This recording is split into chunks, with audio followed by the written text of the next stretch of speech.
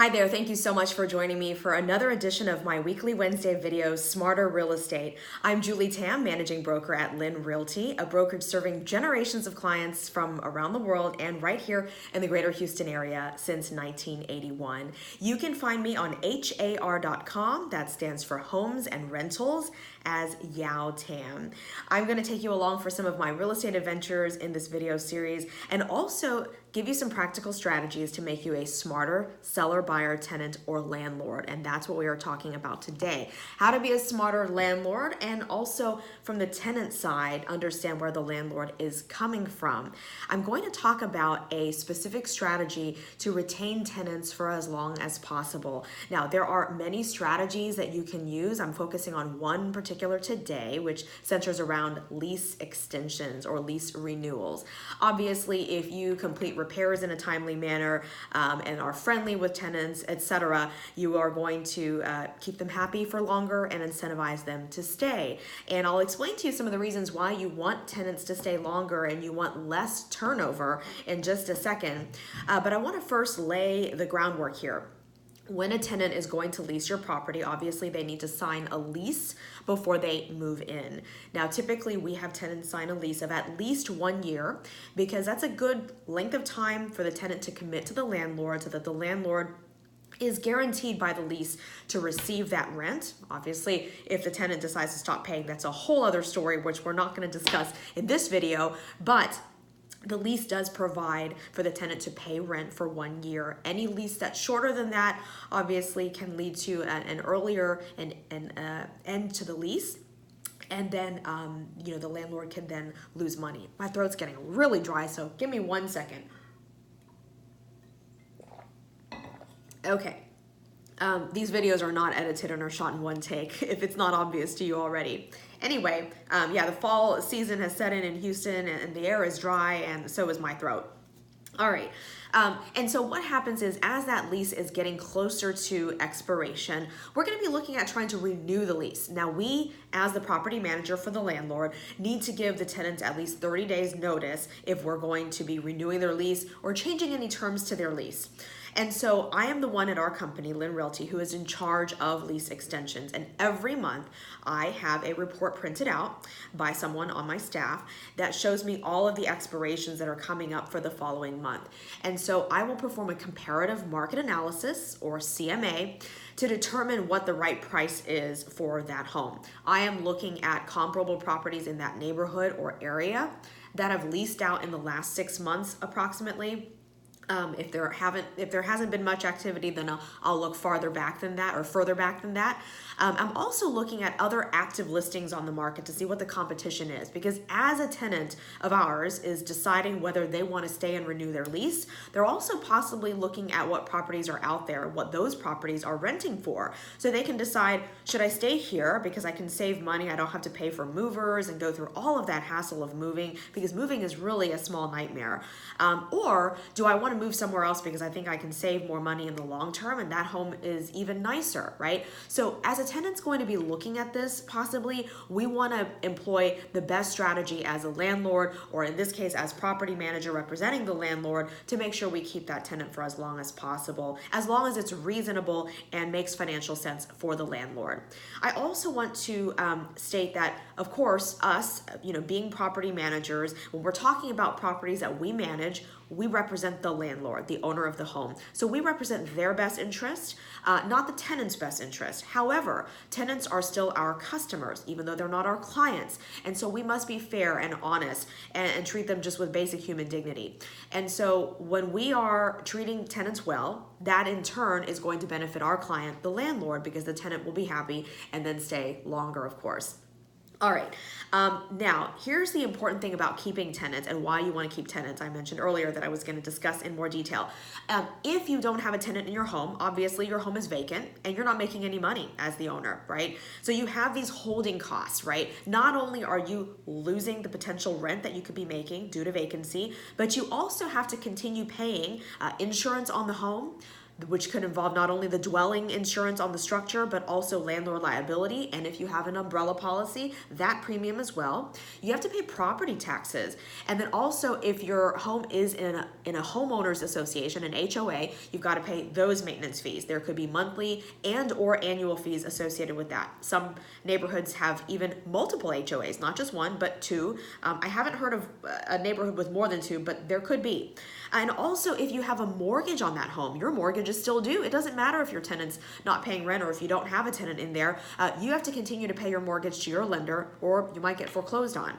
And then also, you have to continue maintaining the property if you're the owner and there's no tenant there maintaining it for you, which includes mowing the lawn if there is grass outside the home, making sure weeds are killed and kept under control, cleaning to keep the home fresh, every now and then as the home is being marketed and shown to people. If that water sits in the toilet for a while, it can grow mildew, insects can come in and die in there. So there's all sorts of things like that. And then of course, any touch-up paint or other types of repairs that are not the tenant's fault, that don't go beyond normal wear and tear, those things, of course, you cannot charge that previous tenant for. So you have to do those things and pay for them in order to get the property ready for the next tenant. And so it's best to keep the tenant there as long as possible. Also, if the tenant did not terminate their lease early, then you cannot charge them the cost of rekeying or changing the locks out, which is required in the state of Texas in between tenants.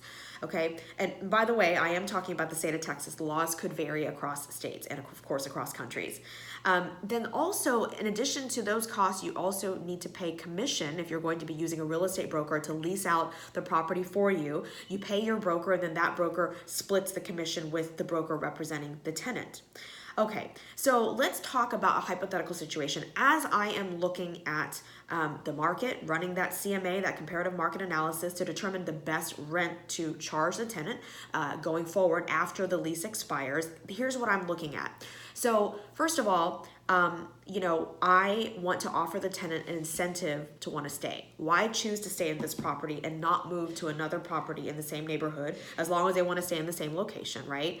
Of course, there are some tenants who want to move somewhere else entirely. Maybe they're getting relocated for work, or they want to be closer to family. Whatever the reason might be, of course, we cannot convince them to stay in this home if they have other personal issues or maybe financial reasons. Maybe they've been laid off or lost their job and they just cannot afford to pay this level of rent, and they want to downsize to something less expensive. Those are things that are out of our control. We can't help that. And so we're not worrying about that right now. We're just talking about if the tenant has a decision to make whether they want to stay in this home or move to another home that's very nearby. So basically in the same area. So we're looking at those comparables, those comps.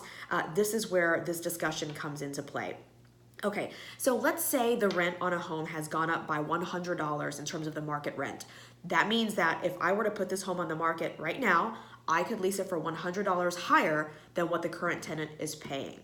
All right, $100 means different things to different people, right? If a tenant is already paying $700 a month, raising the rent by $100 is like raising it by about 15%, okay? So that's somewhat significant for that particular tenant. However, on the other hand, if we have a tenant who's paying rent of $2,000 a month and you raise their rent by $100, well, that represents only 5% increase.